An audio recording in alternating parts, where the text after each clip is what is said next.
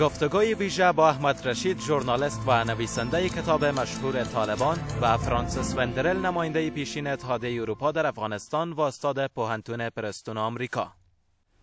بیننده عزیز تلویزیون سبا و بحث ما خوش آمدید. در این برنامه ما آقای احمد رشید، روزنامه‌نگار پاکستانی، و آقای فرانسیس وندرل، نماینده سابق ملل متحد و همچنین نماینده سابق اتحادیه اروپا در افغانستان را با خود داریم. So I would like to welcome both of you to the discussion. The first question comes as an entry point. I would like to hear, I will start from you.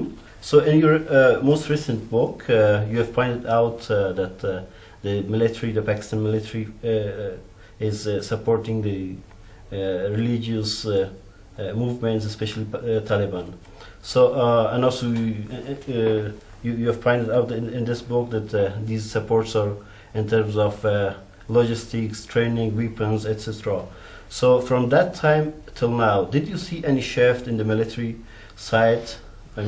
Well, I think there has been a shift. I think there is a desire now that the Western forces will be leaving Afghanistan for all the regional countries to try and I hope they won't interfere again in Afghanistan. I think they want to try and help the peace process in Afghanistan, because clearly if Western forces are leaving, there has to be some a peace process with the Taliban, and that will have to involve Pakistan, because most of the Taliban leadership living in Pakistan. That includes the Quetta Shura, the Haqqani group, Hikmatyar group, and clearly, yes, Pakistan has been backing these groups. But the reason it was backing them was related to various strategic issues, such as India and the insurgency in Balochistan. But I think the army now is ready to help the Afghan government, and President Karzai is also ready, I think, to see that Pakistan helps the peace process. Okay, thanks a lot. So, Mr. Wendral, what do you think that the chorus in Western countries about the withdrawal of international forces from Afghanistan is growing in the last couple of years? Do you think the public opinion in these countries are supporting this process, the withdrawal of the forces from Afghanistan, or it is just inside the political groups and inside the leadership of these countries? Well, let me explain. There is no plan for the immediate or early withdrawal of all the military forces from Afghanistan. Presence here. That is the hope that he has. Is not as Afghan lives, but nonetheless a lot of lives. And they wonder, perhaps a little bit like the Afghan public opinion, they wonder about the results of this military presence here. They wonder if instead of winning, we may be losing some terrain to the Taliban. So they don't, and they are also worried that the governance in Afghanistan is not as good as we would expect it. There is a lot of talk about corruption, there is a lot of talk about bad governance, and that worries the European public opinion, just as I'm sure worries Afghan public opinion.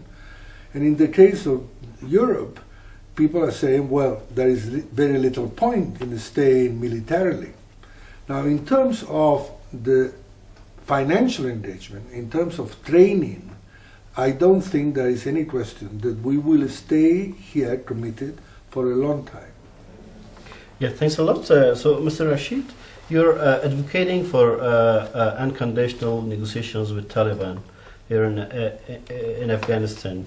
Do you think these negotiations are possible without support of Pakistan, or with support of Pakistan? Is that support inside Pakistan to help this process? Well, let me start why I believe.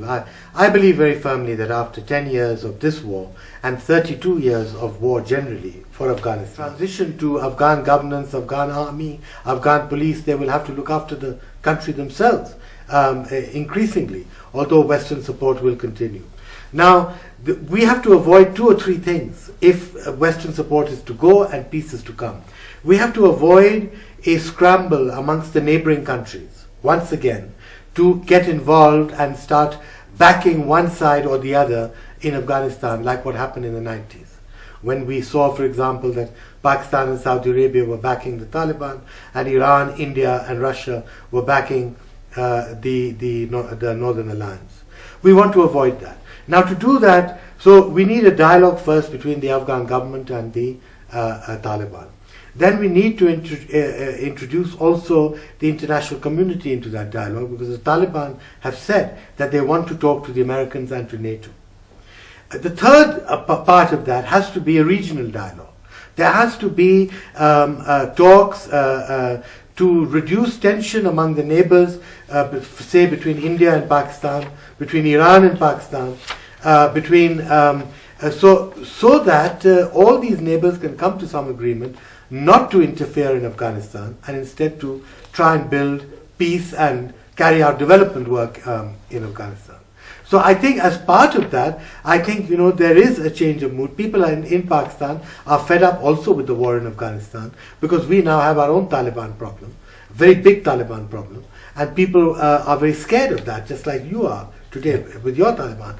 So I think if we can end the war in Afghanistan, then automatically the Taliban in Pakistan will also become much reduced. Okay, thanks a lot. So, Mr. Ambassador, do you think, what are, let me ask you for the lessons that you suggest from the Geneva Accord during the Najibullah government? What do you think, how we can go towards reconciliation, having that experience in mind? And also, on the other hand, we have a weak government and weak facilities. What do you think? Is it possible to move towards settlement, the war in Afghanistan? Well, I think there are several lessons to be learned from 1989, coupled with the withdrawal of foreign forces. In 1989, the Soviets withdrew, but there was no agreement as to what would take the place of the Najibullah government, or what kind of elections would take place. That was a great mistake. And then, of course, the rest of the world, particularly the Western world, forgot about Afghanistan. The Soviet forces were out, so they didn't care what was happening there. So I think one clear lesson is we cannot withdraw unilaterally and so quickly. Second, we must leave behind military security, but also civilian institutions that can stand the test of time, and we must help bring about reconciliation among the various Afghan parties. So I think that's the basic purpose that we want to achieve, and that includes at some point talks with the Taliban. Oh, thanks a lot.